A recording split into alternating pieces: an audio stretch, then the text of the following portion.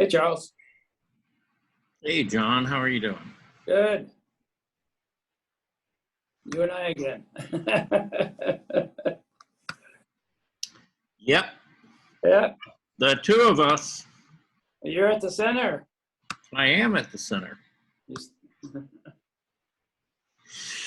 Yeah, I came over here and started a load of the clay stuff today okay. so that could get done. Yeah. Okay, something is weird going on here. Sabrina just sent a revised PDF with your new Mm-hmm. links. Well, did she send a PDF or did she send a Excel document? Oh, I didn't open it. I don't know. I just saw what she said. I didn't really open it because I was okay. Yeah. Well, Susan made it, so it must have worked. Yep. Yeah. Hey, Susan. Yeah. Well, and I had sent out an email. Was it yesterday? Yeah, I got that. Yeah. Now, did that work with the links? Did anybody try that? I didn't try it because I had. You already had it in your calendar, yeah. Yeah. Why do it again, right? Correct. Yeah, when you already got it there, yeah. Who needs that? Right? Otherwise you'll be living your life in a loop, like that movie Groundhog Day. Yeah, you got it right. Plus, all the alerts will be coming through from all over. Mm-hmm. Yeah.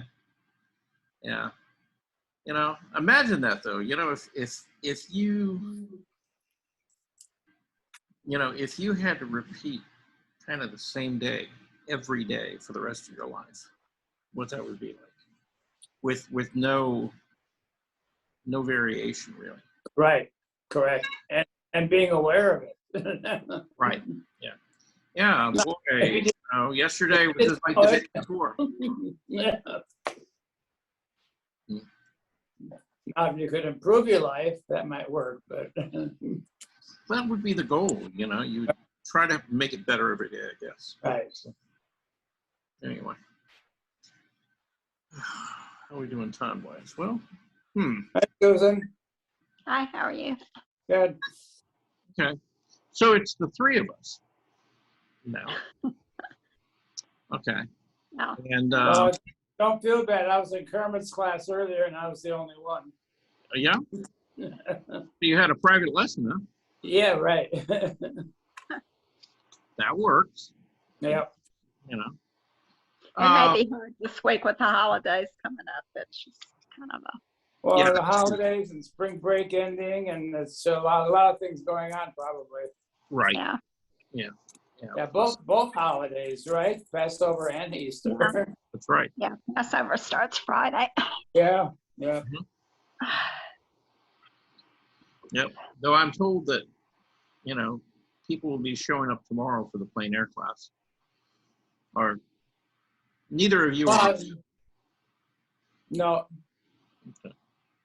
I was going to ask you, can you take pictures of the work they do and the work in the class on Friday that we can see it on Share then the following Tuesday?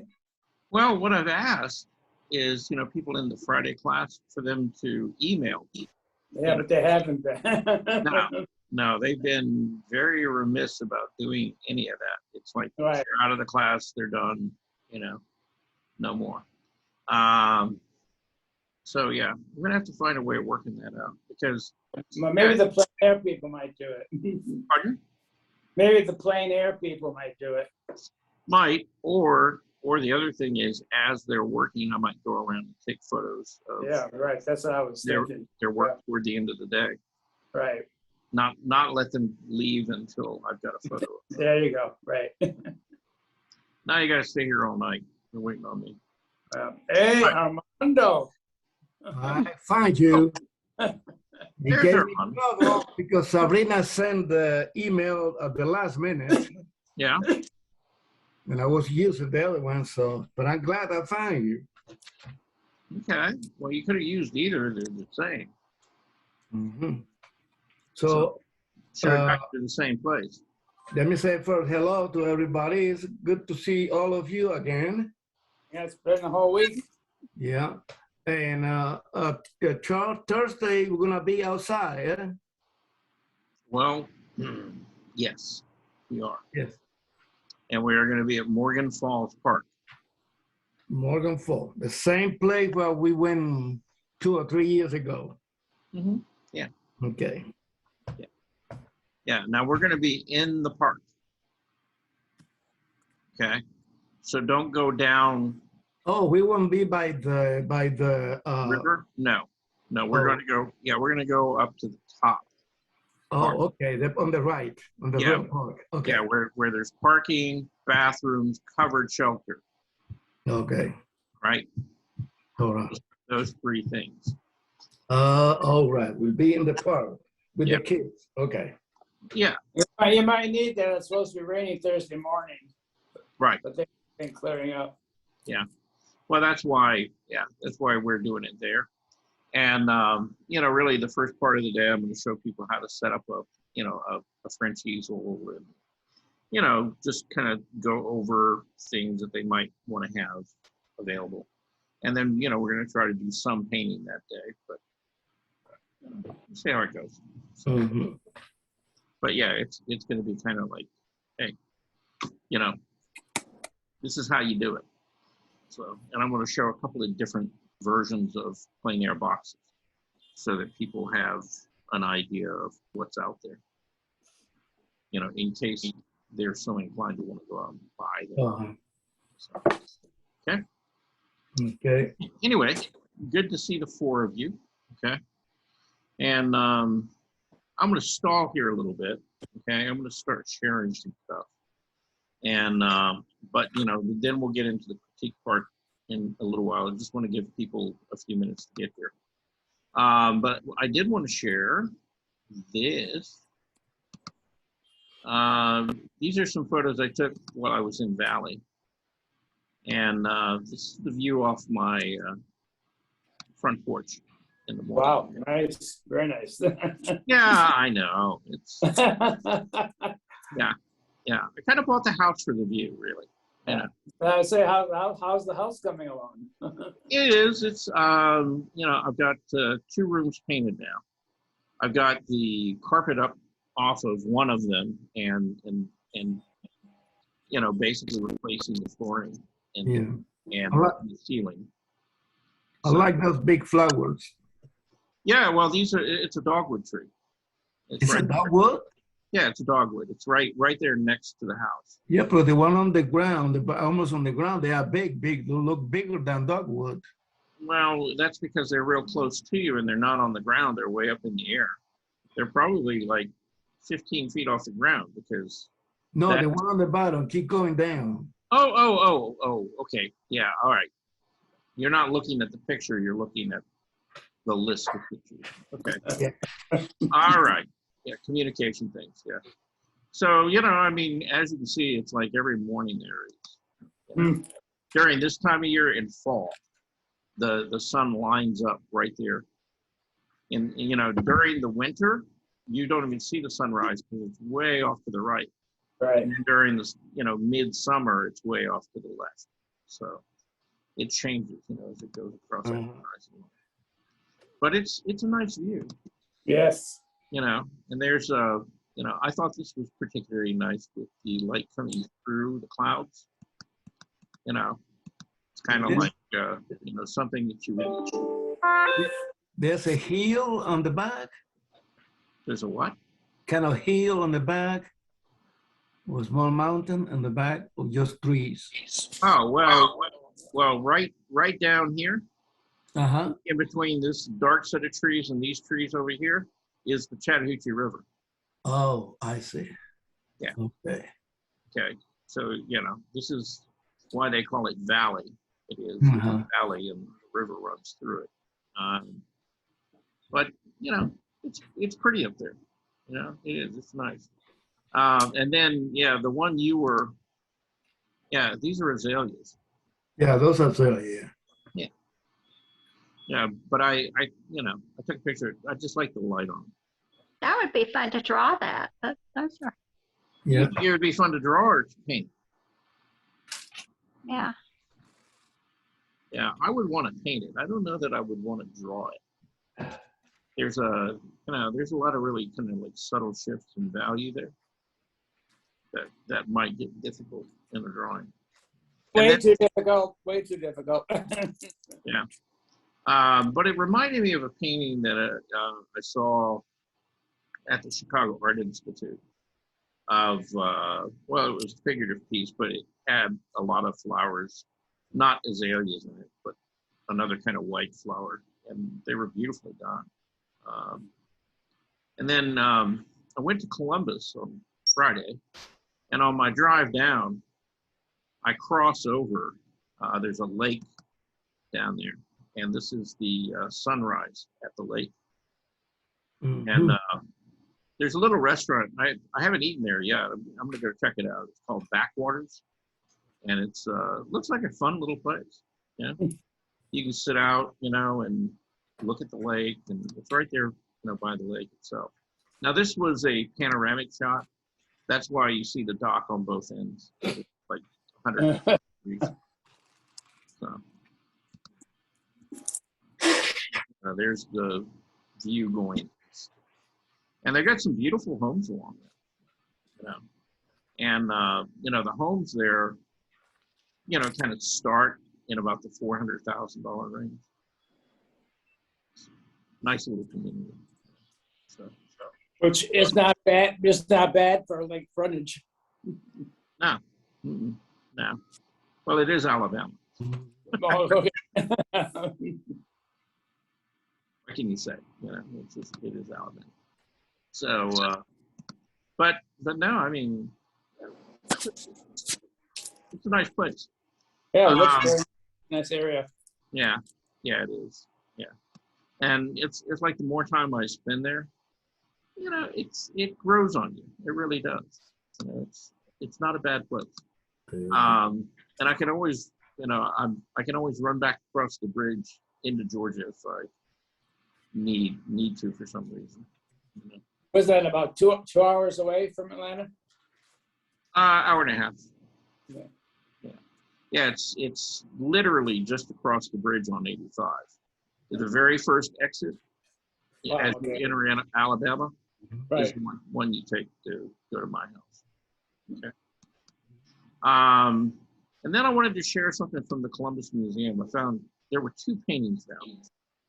And I didn't show you guys these yesterday because I wanted to share them with you later. But and they're both, kind of, you would call them, not really portrait. This is more or less a portrait, but the It other one, almost looks like a Klimt. not really. No? His name is Melcher, and wow, what happened here? Huh? Okay, I don't know. But beautiful painting. I mean, just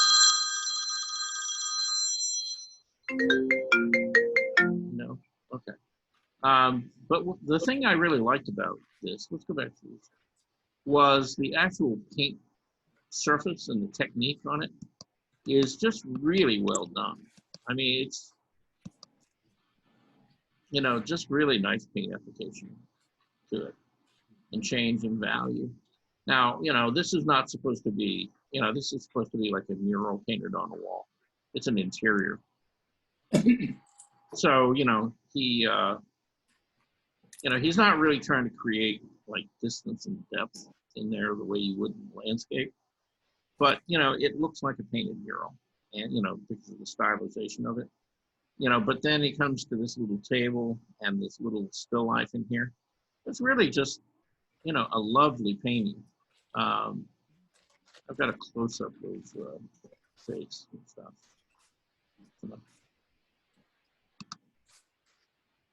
But just looking at how, he layered the paint in there.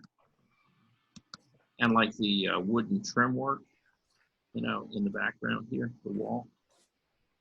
Again, really nicely painted. Very, very direct, very kind of simple. And then look at all the variation in the red. Cooler, warmer, lighter, darker. See, even and change in value.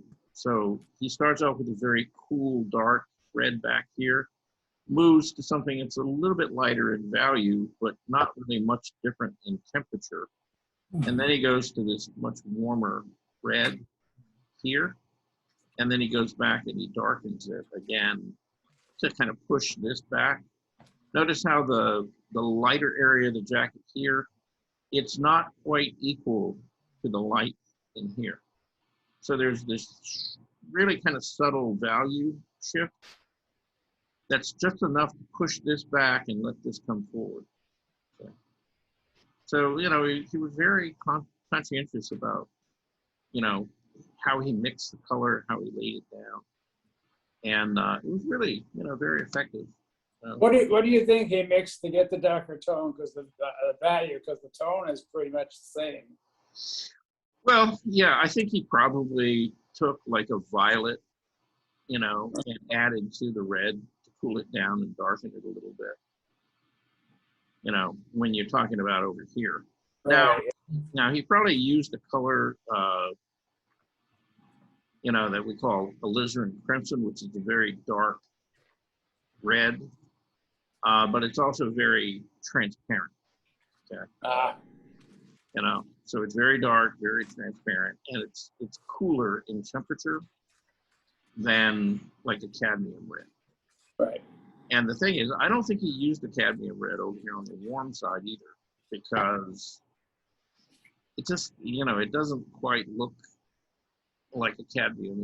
It's not yellowish in nature. So, you know, my guess is, you know, it's something close to what they call a naphthol red or something like that.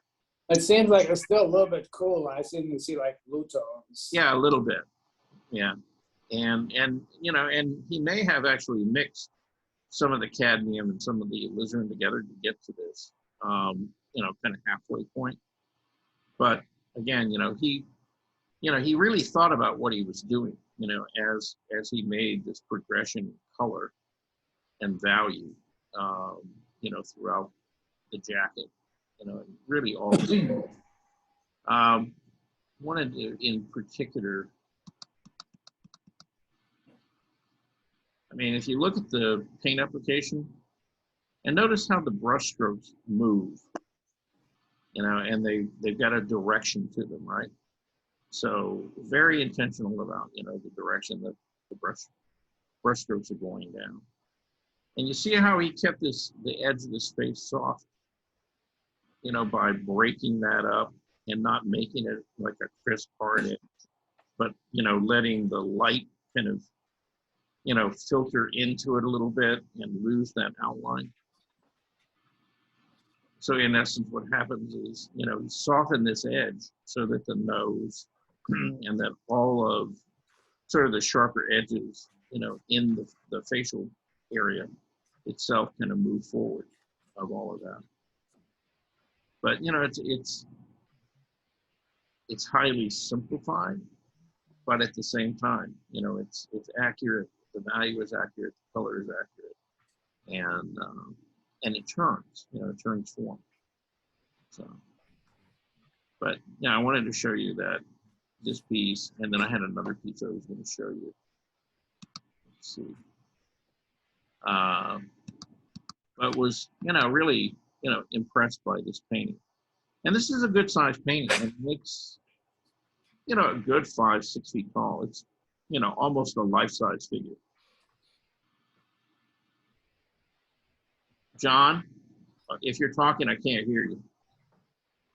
On mute. This is a contemporary painter? No. He probably, Melcher painted in the 1800s. Oh, okay. Okay. Yeah, well, 1932 is when he died, and this was painted in 1919. Yep. So really, kind of right at the peak of the arts and crafts period, Right. in America. And I'm relatively sure that, you know, he was working locally around Columbus, you know, when he painted this. So this is a painting that was done, you know, in that area. Then the other painting that I wanted to show you And I don't know how all the rest of these got in here. I did not put them there. I intentionally opened this. So yeah, I want to look at this guy, Richard Miller. And again, you know, beautiful painting that he did. Excuse me. And just really, really nice paint surface on it. And again, you know, kind of the same, roughly the same period of time, you know, late 1800s, you know, through 19, and this is painted in 1914. So again, like 2 years after the other one. But in particular, you know, just wanted you guys to look at the brushwork and how he built up the layers of paint, and then the color that he used in the skin in particular. Let me blow that up. You know, even in the hand. So you can see the purples, kind of this grayed down pink.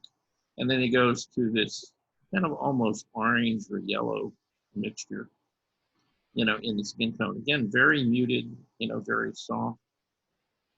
And so he's kept, you know, the hand is there. And notice that, you know, he didn't try to paint fingernails and all of the detail. You know, he's given you basically a shape. He's lit it, kind of created a three-dimensional form with it. And again, look at the line work. Okay, so the back side or the shadow side more or less has a darker edge. And then when you get to the light side, see, it's a lighter edge. Okay. And so again, it helps you turn that form, you know, because of those value differences and the difference in the outline and the quality of it. Again, this is softer. This is a little bit more crisp. That's the first time we heard about that. Yeah, you've never heard that before. Right. I know. But then look at the skin tones in here, and you know that shadow, and how he used that sap green Yep. right here. You know, all throughout the face, and it looks like he put it on. You know, originally the color of the skin was probably close to what the shoulder is, and then he came back in and put a glaze over it, and then, you know, warmed the underside with some cadmium orange, made the ear a little bit redder and pinker, and maybe around the end of the nose. But, you know, it's basically almost like a green face, if you really think about it. And a lot of the sort of transitional tones, half tones and things in the painting are all, you know, sort of that cooler feel, like in the shoulder, you know, you get violet and green. So again, you know, it goes back to that idea of flesh tones really can be anything. It can. And then let's look at some of the detail shots.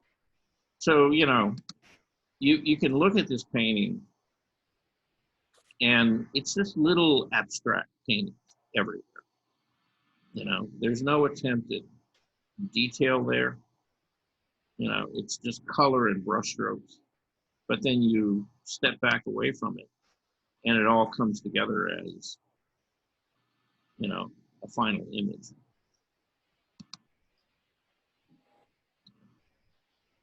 So notice, you can see how he laid down the paint, you know, and he made a brush stroke, you know, in that direction.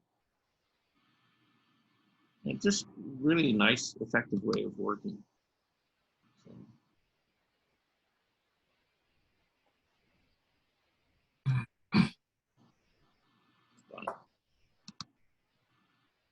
there's the whole painting. Anybody got any thoughts about that? How large is that painting? Probably about 4 feet tall.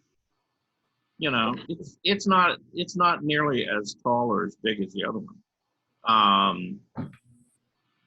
You know, but it's probably, you know, like about 40 or 48 tall, wide, probably about 30 to 32 wide. So it's not a small painting. That's a good size. Yeah, it's a lot of ground to cover.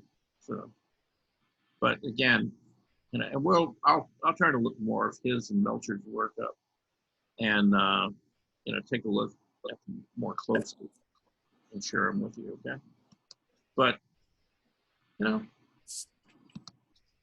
they got some really nice work, in that museum, for a museum that's totally free, that you can just kind of walk into and doesn't cost you a dime. It's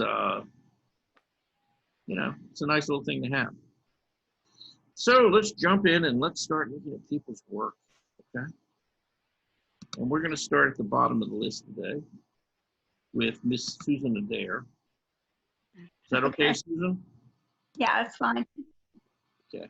Yeah, I don't know how well you can see them. I couldn't use my porch. I was afraid if I stepped out there, I was going to bring all this pollen back in with me. So, Okay. It is, yeah, the pollen is so bad. yeah. It is. It is getting kind of thick, which welcome to springtime in Atlanta. Right. Yeah, from now really till fall, you're going to have a variety of different types of trees, Right. pollen and stuff. So. Yeah. I didn't realize it till I was getting ready to go out there how bad our porch was. It's like thick on the porch. Is it covered in yellow? Yeah, it is. Yeah. Yeah, I just wasn't going to step in it. So. Yeah. The last week when I was over in Valley, I walked out into my yard and was trying to, pick up a bunch of stuff out there. And by the time I came back, it's like my shoes were just yellow.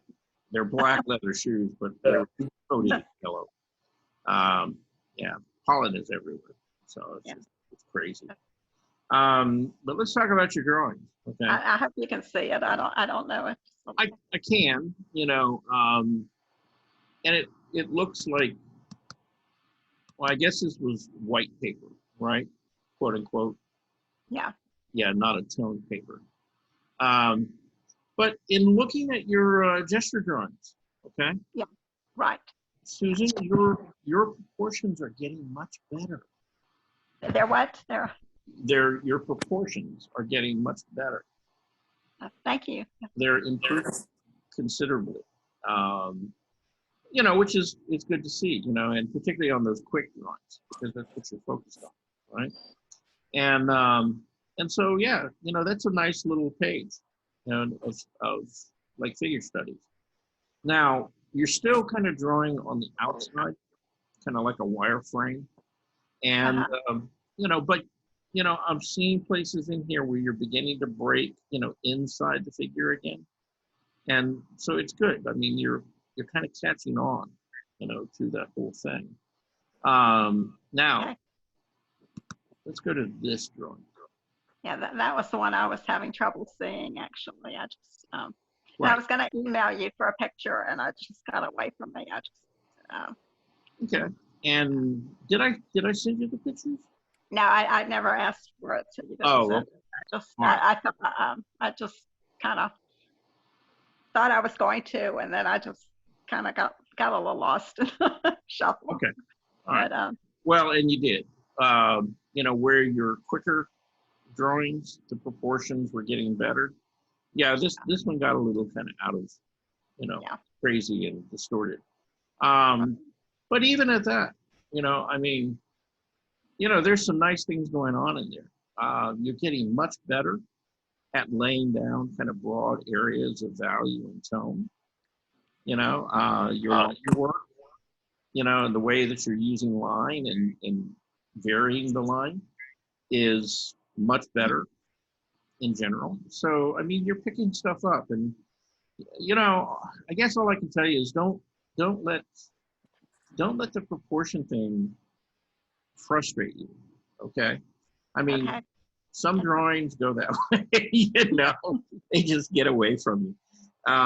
But as time goes on, if you'll kind of follow that process of just, like finding that long line first and then kind of building the drawing off of that, that'll help you a lot. Okay. Okay. And I'm just speculating here. Okay, you can tell me whether I'm right or wrong. But my guess is that you probably started somewhere up along the head and you kind of worked your way down, you know. Yeah, I did. I did. Yeah. And that's why you got what you got, because again, you're fighting two things. You know, you're trying to, after you do and you get the head established, you know, then you're trying to get the shoulders and everything to fit on the page, and you're finding that you're running out of room on the paper, so you shorten things to get the feet on or something like that, rather than just letting them go off the side. And that's, you know, that's kind of why we do, even on a longer drawing, just like you would with a gesture, you know, you find the head, you find the feet, and then you kind of figure out where everything goes in between, right? And that way you can kind of scale proportion and stuff. And you kind of settle that before you get committed to making anything really look like anything. And so I want you to practice, you know, trying to do that more. Okay. And that'll help a lot with the proportion, okay? And Okay. and then of course, don't forget about all the other stuff at the Yeah. same time. Right. Yeah, it's a juggling act, right? Got to keep all the balls in the air. And then, you know, we have this drawing, and again, you know, the line quality and, you know, the gesture of the drawing, things like that, all are, you know, getting a lot better now. You know, it's not as subtle as your longer drawing, you know, that we just looked at. But, you know, again, you know, there's some nice things going on in there. So again, you know, just keep doing it, you know, keep drawing. And the thing, and I don't know how much drawing you do during the week, right? Yeah. Yeah. Lately, I haven't done a lot, but I'm gonna start doing better after Passover. I think I'll be better. Yeah. Well, cool. you know, to be honest with you, I mean, look, you know, it's 5 minutes a day. Yeah. Okay. Yeah. Yeah. I mean, you don't have to sit down and draw for hours. I mean, just I have to pick up some more paper too. I'm kind of a little low right now. So, yeah. um, But you know, that 5 minutes a day, like I said, it's not really so much about the drawing as it is about making a habit to make time for yourself. And then after, you know, making time for yourself, then it's like settling in and focusing, you know, for a little while. And the more you practice doing that, the easier it will become. And it will just kind of become a natural thing.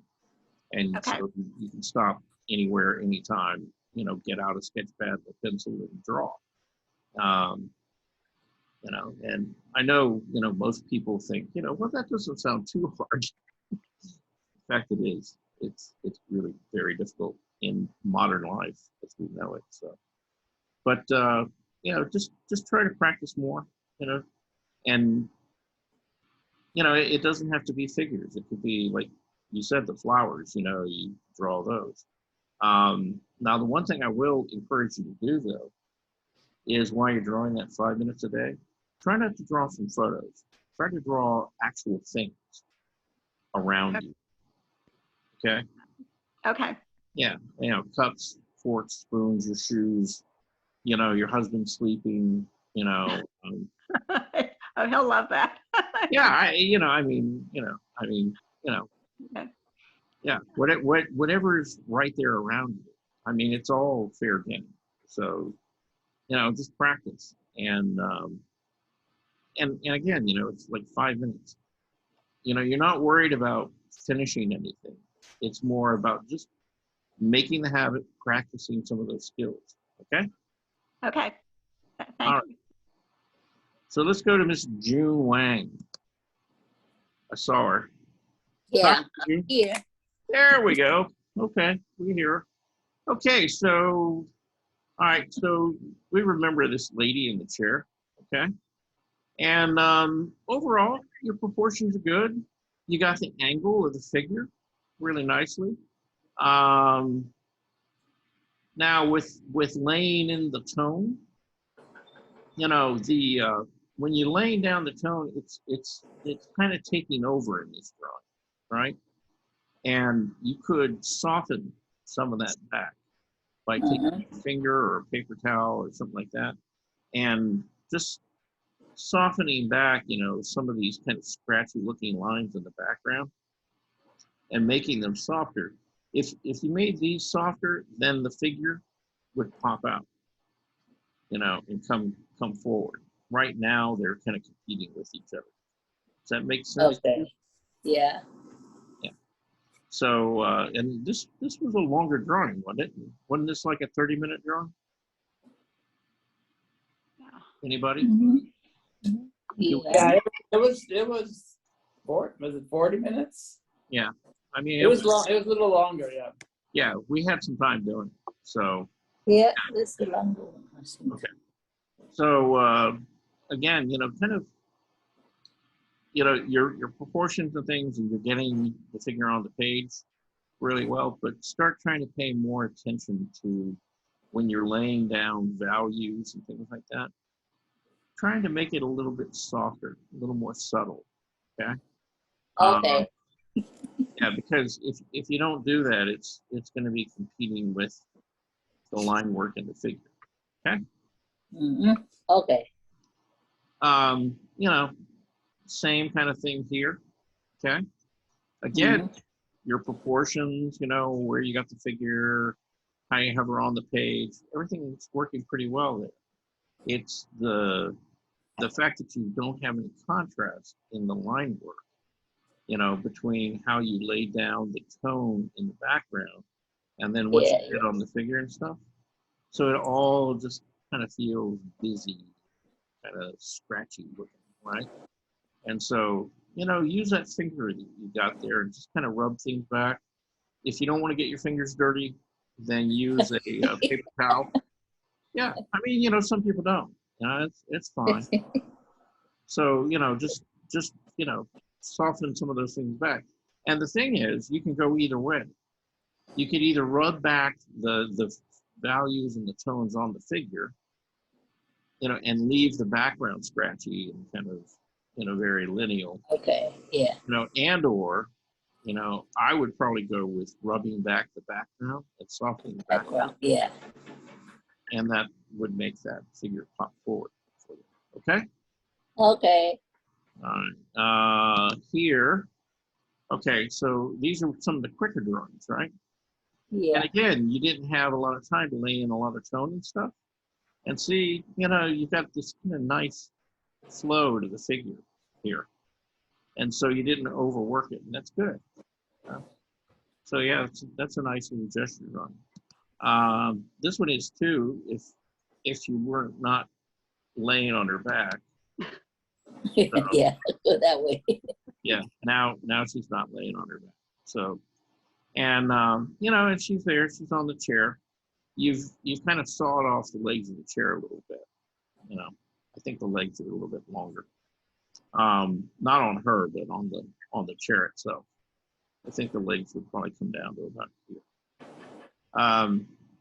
But you know, you've got her in a chair, you've got her leaning, and again, you know, you haven't overworked, you know, putting in the value. Okay. Okay. Thank you. Miss Jean, who is not with us, right? Okay. She sent this in. This is a little abstract painting she's working on. Or, you know, actually, I may be lying to you. You know, I don't know how little it is. Because she didn't really give me a size on it. So it could be larger, it could be smaller. You know, but nice color, you know, nice kind of movement and stuff. You know, I kind of like the lineal quality of, if I can get my cursor, yeah, you know, these kind of movements moving across the page and things, you know, give it, you know, a little more life, so it's not real static. I guess the thing I would say to her, and if you focus on it long enough, to me, it's like this blue outline shape here and the shapes kind of in the center tend to be sharper and more focused. Outside of that, not quite so much. So in a way, she kind of has a focal point here. But I would like to see her kind of push it and make, some of these shapes more defined, like just one or two of them, so that we really do, have a true focal point in there. Because right now, it's kind of nondescript. You keep going back and forth with it. So that would be, if any of you talk to her, that would be my advice on this one. And then Elon sent this in, and I wish you were here today, because there's an artist here in Roswell. I don't know if any of you are familiar with him. His name is Ken Ford. Has anybody ever heard of him? No. Drawing a blank. Well, Ken Ford was a photographer, and he has this. He has a wife who is absolutely tenacious, and she is his gallery agent and salesperson, and she has just marketed the devil out of him. And he left photography and started painting, and this is basically what he paints. Exactly like this. He has like brighter colors and things in some of his paintings and all, but it's almost always these sort of long horizontal canvases with trees. And he just like does them by the hundreds and sells them. Now, they're covered in like a ton of paint. But in looking at this, and Elon did this, it kind of reminded me, Ken Ford's work. Maybe I'll try to find some and share with you guys, here in the relatively near future. But it's. I like this better than the other one he did last week with the reflections. Yeah. This is a lot nicer, I think. Yeah. Well, I think he's getting used to handling the paint better. Yes. And it's just a matter of, like controlling the brush and how much paint and mixing color, because he's got a fair amount of color variation in those greens with cooler and warmer versions of the green, which is good to see. It's not all just the same and, and totally flat. So yeah, it's good to see him doing this. Like I said, I wish you were here so you could kind of hear that. But maybe I'll try to save that for next week, and we'll talk about it. After that, we got Mr. John Gigliotti, and here's your gesture sketches, right? Yeah, I am unable to draw a single line like Susan.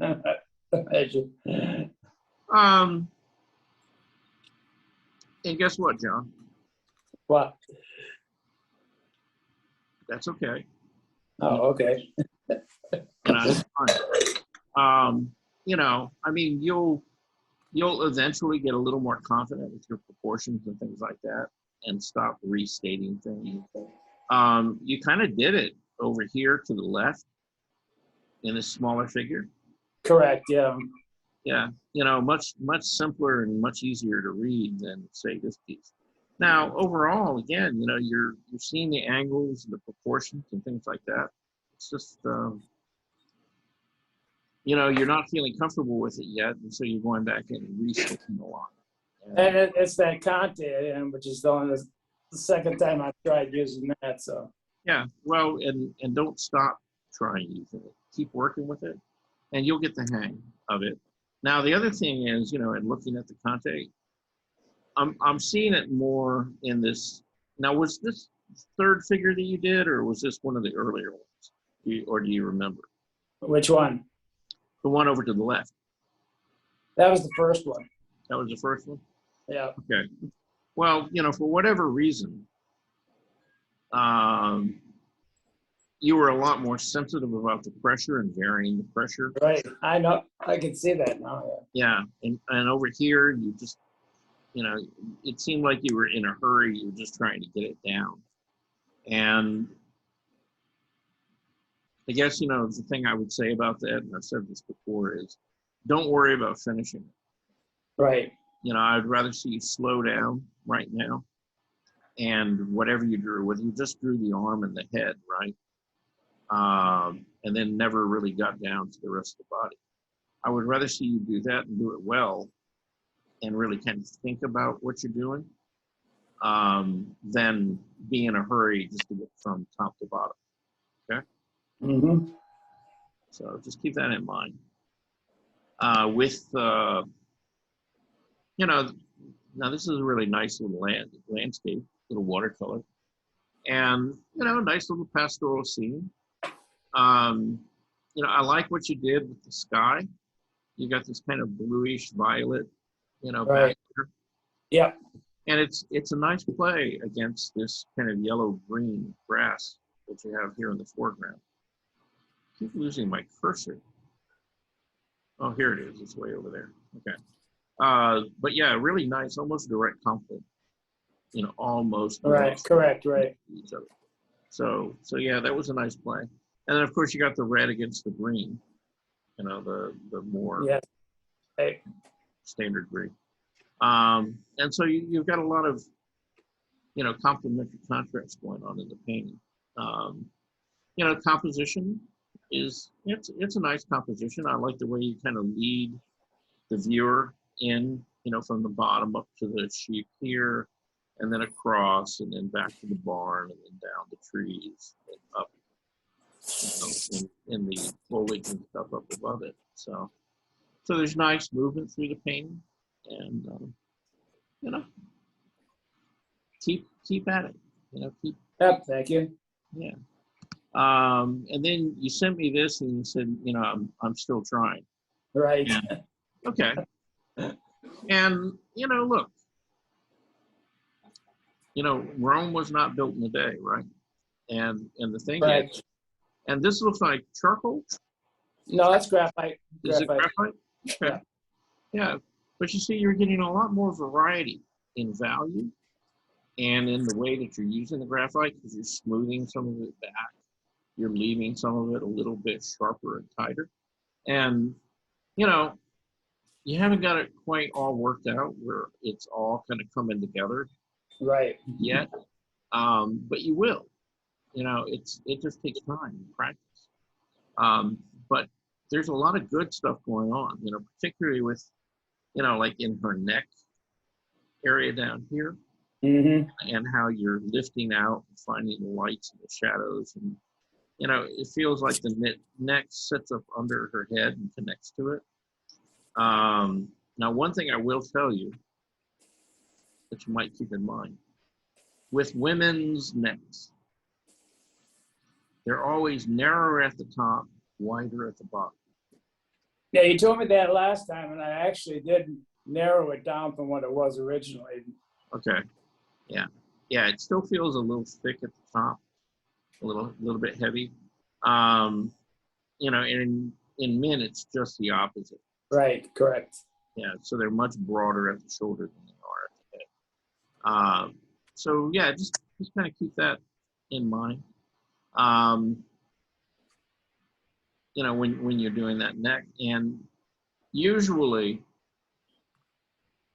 I personally, had struggled for a long time with drawing people with like short or no necks. Mainly because I look in the mirror and I don't have one. All right.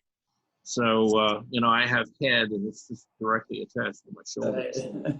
Right. But with women in particular, whatever I see as far as the length of their neck, I usually try to exaggerate that a little bit, because it just gives them a little more grace and elegance. Right. So Yeah, well, I said, even with what I took off, it's an improvement. mhm, yeah, yeah, but yeah, just keep working at that because you're beginning, like I said, to get some control over that pencil Uh-huh. and being able to do like a wider range of things with it. Okay. Okay, Here again, now this is a graphite. Now this is that longer drawing. right, yeah, And again, it's a nice strong drawing. I'm not worried about the fact that you didn't nail down her face or you didn't put all the fingers on the hands.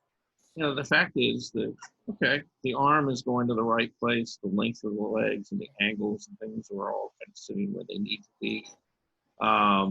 She's got that arm bent back and resting in the back of the chair there.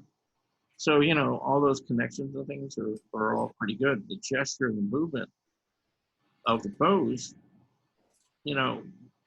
is accurate and it works. okay, You know, so again, you're beginning to soften things and it's looking a little bit patchy still. But again, just keep practicing, you'll get better at kind of pulling all that stuff together. right, And then this drawing. And again, your length proportions overall are fine. Now, I'm going to say something here. And when I look at this, because the way that you're sort of finding shapes and angles, things like that, uh-huh, this almost looks like a cubist drawing, kind of like a problem. And that's, okay, yeah, and that's not a bad thing. And in fact, what I was saying is you could easily take a drawing like this and you could break it down, with like non-representational color. Don't worry about mixing flesh tones or anything like that. correct, right. But really make a very nice kind of abstract composition out of it. Hmm. And it would probably be fun to play with stuff like that. You could do it in the media of your choice, like watercolor. And again, when you first start the figure, just start it in graphite, Uh-huh. and break it up into those kind of angular facets and stuff. Mm-hmm. And then just lay in watercolor. The thing with the watercolor and when you start working in color is you have to think about color family. You have to think about value. So where the darks and lights would be, and then where the intensity would be. In what part Right, yeah, would color get more intense and which parts would be more muted, okay? So, but yeah, that's, you got a nice solid figure there. And so just keep working. okay, You'll get better at, just kind of looking at it, putting down a line and leaving it alone.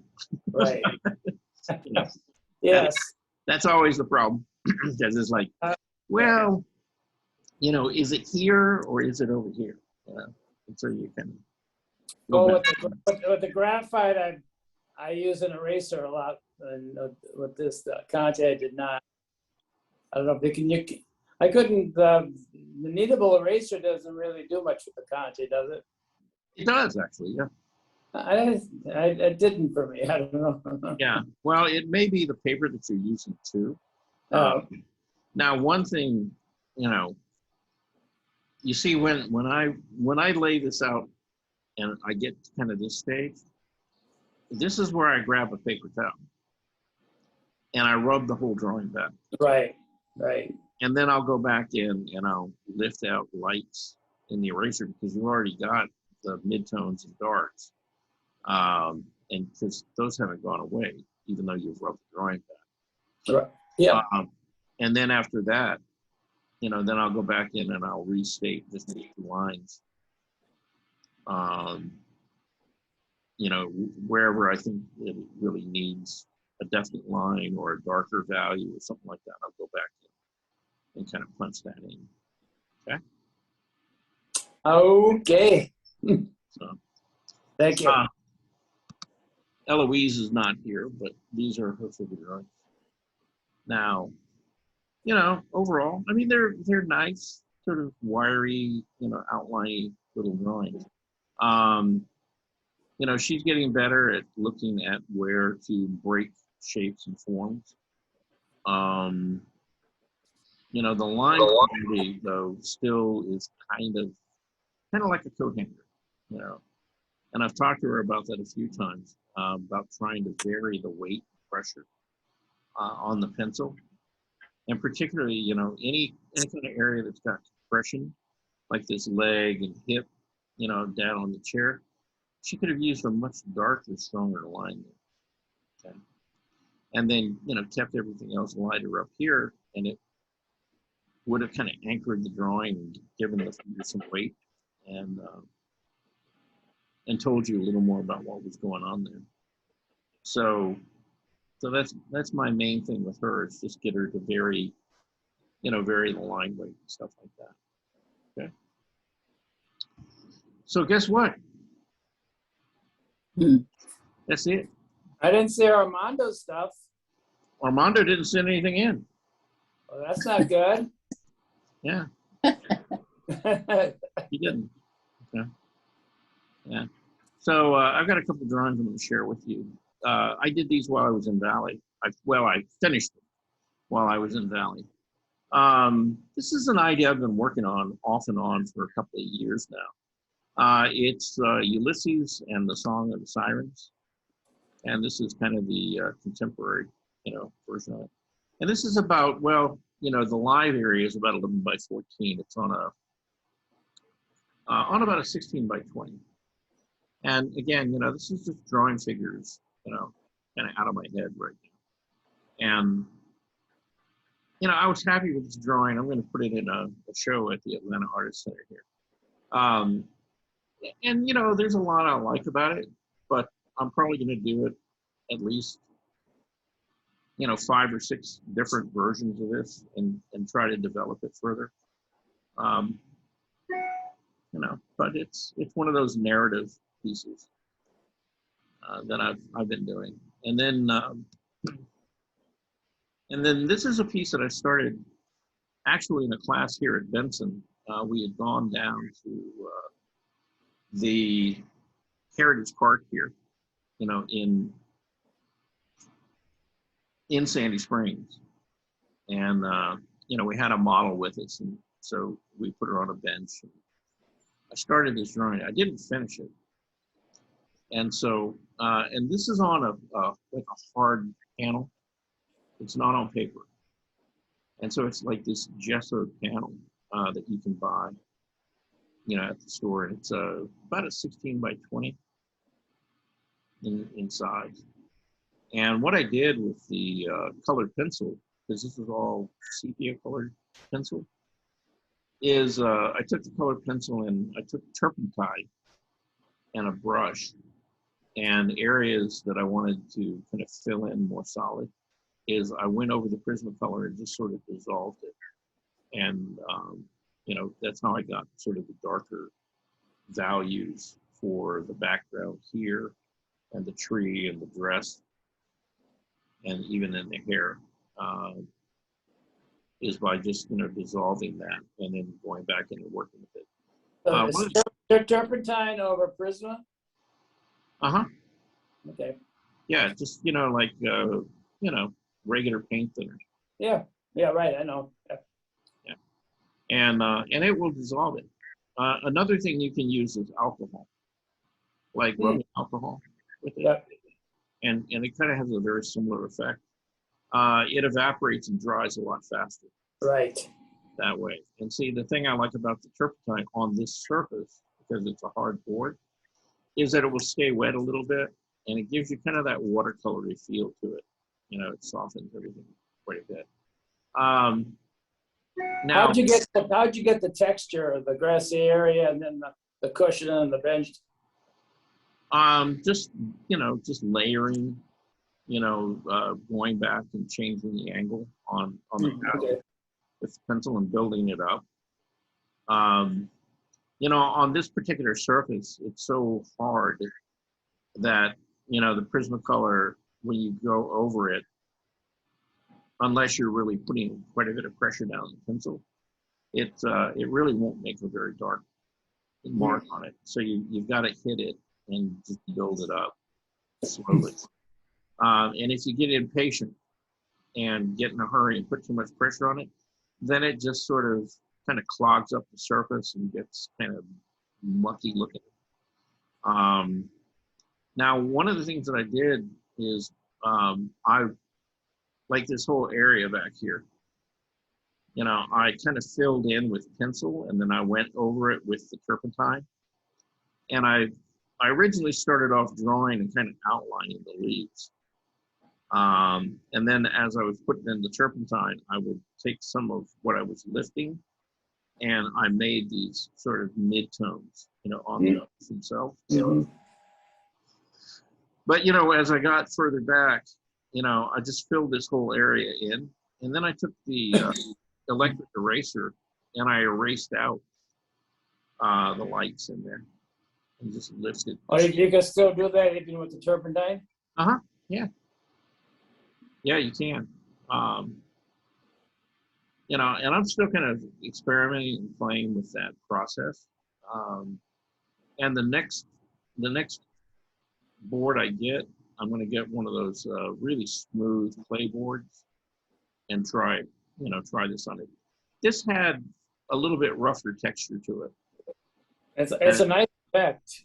But it's, yeah, it was a little kind of toothy, you know, for where I wanted to end up.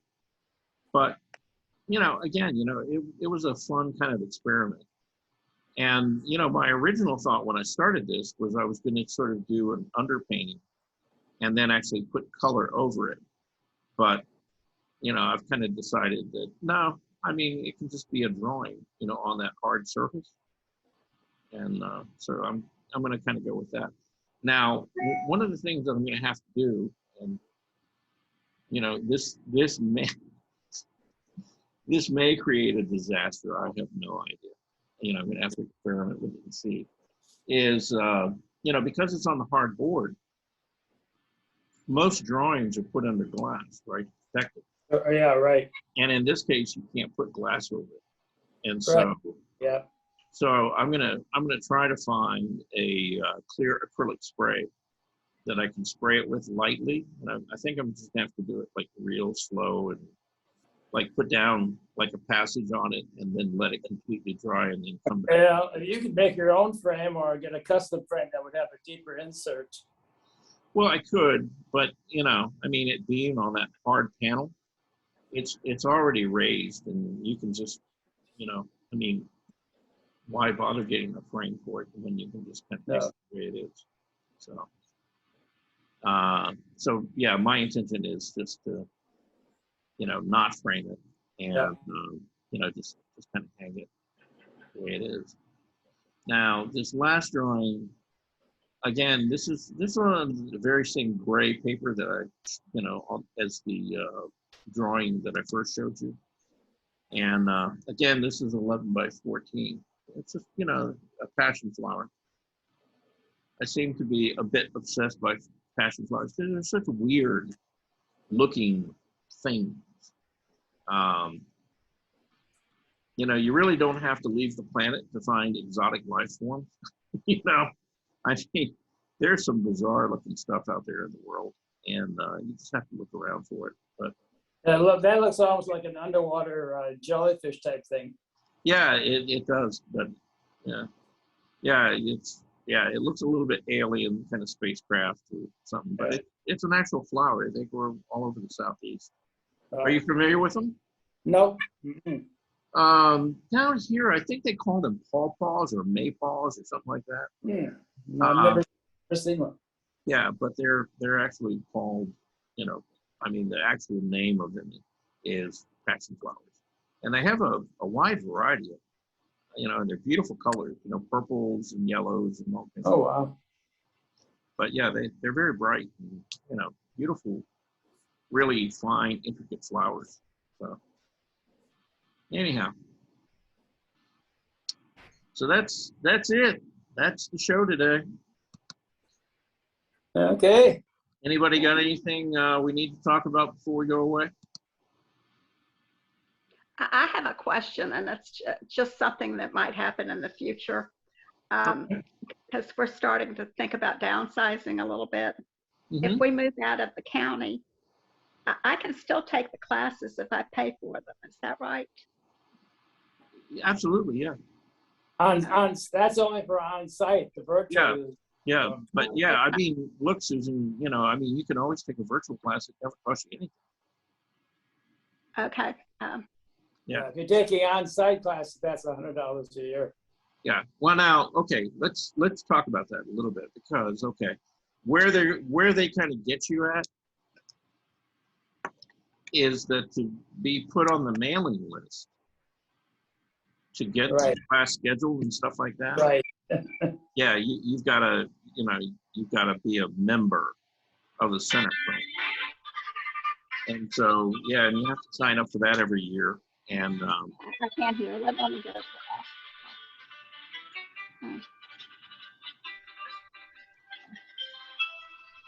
Answer my phone. it's up against you, Susan. Okay.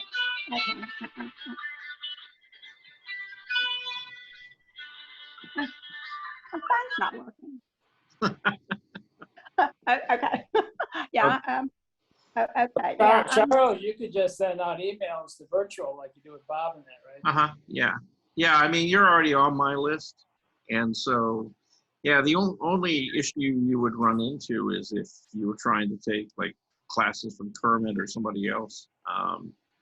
But, you know, basically, they're going to keep sending you the mailing from On the email. But every now and then they have you come in with your driver's license and everything. And Right, if your do all that. address is changed. Yeah.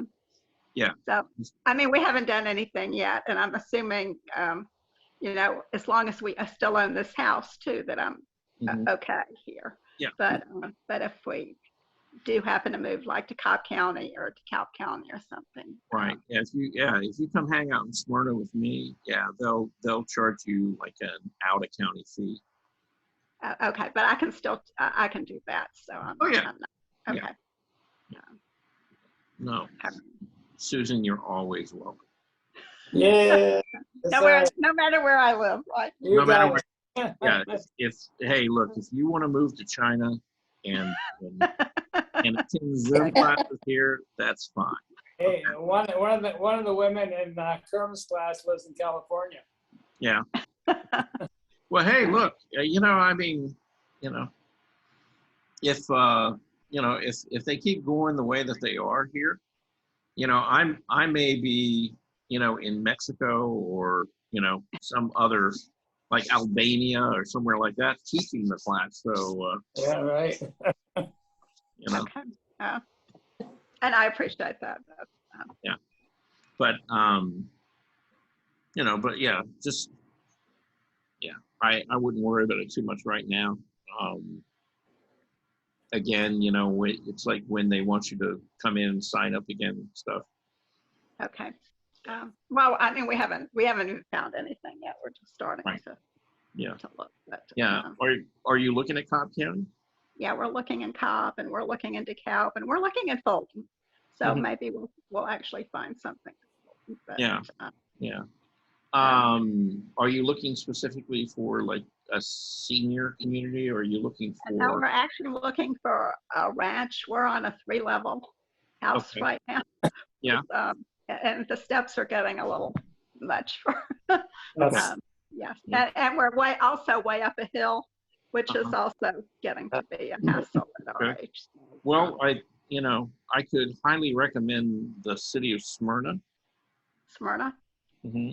Okay, Yeah, there's some nice houses over there. There's a lot of like 60s and 70s ranches uh-huh. that you know, some of them have been renovated and updated, some of them not so much. So some of them you can actually get, you know, pretty fairly reasonable for this area, which is, Yeah, that whole Smyrna Bindings area is very nice. yeah, and it's a nice community. And I don't know if you like to swim or, you know, do like, Yeah, I do like I do water aerobics usually during the Okay. summer. So. well, Smyrna has by far the best pool for seniors I've ever seen. Really? Yeah, I mean, it's a, you know, it's a shallow, it's a lap pool, but it's Olympic size. And people go there and swim laps, and they have like water exercise classes and stuff. And if you're a Smyrna resident, it's like really cheap. I mean, it's like, you know, maybe $100 a year for membership there, and Wow. you can go swim there. But they also have like a gym and some art rooms that they have some art classes and stuff in. It's a great resource. It really is. But the community itself is really nice. It's very quiet. You know, nice neighborhoods. Very safe.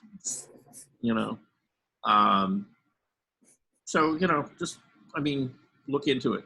It's Okay. not as expensive as Vinings, you know, but it's a lot safer than some of the areas like in, you know, Marietta or North Atlanta. Okay. So, We're not really, we're just looking East Cobb, probably Dunwoody, Sandy Springs. That's where we've been looking so far, but I'll check out Okay. Smyrna. yeah, it's a little further, you know, around Uh-huh. than you've been looking, but there really are some nice neighborhoods there. In fact, the neighborhood I live in, it's a beautiful neighborhood, and it's a little bit hilly. And there in the earlier part of it, there are some very, very large ranches, you know, that were kind of built, you know, in that time frame that I was talking about.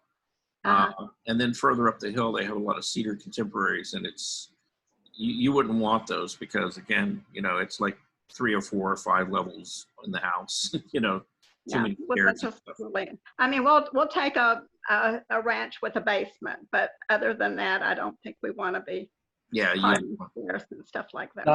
I'm very, very, very happy that when I bought mine, I bought a single level, lower level, single, 1 floor, and now I really appreciate it. You know, our first house was a ranch, and then we moved into this house when the kids were small and we were young. But you know, now I miss the ranch that we had. Yes, yes. Yeah. Well, you know, when I bought my house in Valley, you know, that was one of the considerations I was looking at is, you know, it was a mill house. So it was actually originally a duplex, but it's all on 1 floor. Uh-huh. And so there's no stairs or anything, and it's very easy to get in and out of. You know, the house I live in Smyrna, it's a beautiful house, but I mean, there are 5 floors. Yeah. You And know? it's old when you're getting, you know, when you're Yeah. getting older. Yeah. We all know that.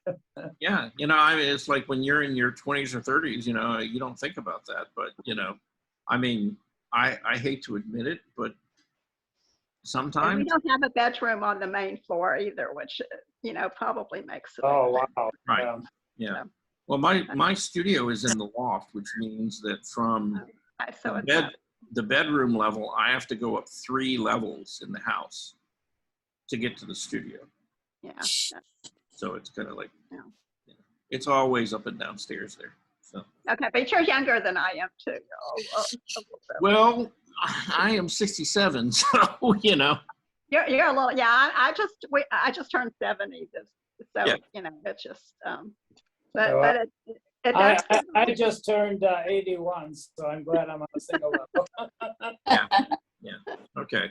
Well, look, you know, let's not get our yardsticks out and stuff. Yeah, no way. Yeah, this is about who's oldest, but yeah, I'm just empathizing with you because it's like, yeah, I mean, you know, I'm at the point in life now where, you know, I'm beginning to kind of think about it. Yeah. It's like every time I go up and down those steps, it's like, you know, by the time I get up to the studio, I got to sit down for a minute because I'm out of breath. Yeah. Right, yeah, I hate to admit it, but it's true, you know. that's true. Unfortunately, it's true, yes. But anyhow, yeah. All right, folks. Well, tomorrow morning, we're gonna, you know, look at some paintings, talk about some different artists, things like that, and gonna talk a little bit about watercolor and water media in general, including gouache, watercolor, acrylics. Very good. And so, and combining those water media with either, you know, like a pen or some kind of drawing media, and leaving the line apparent, and making that part of the final part of art. Okay. Very good. So we're going to be talking a little bit about that, you know, in the morning. And then on Thursday, I'll be out in the world. We'll be over here at Morgan Falls Dam Park, or Morgan Falls Park. And, you know, we'll be out there for the day. And then Friday morning, we'll be doing drawing, okay, online. And I'll be here at the center, okay? Very good. So hopefully I'll see you somewhere along the line there, okay? Okay. Take care. Bye-bye, everybody. All right. Bye-bye.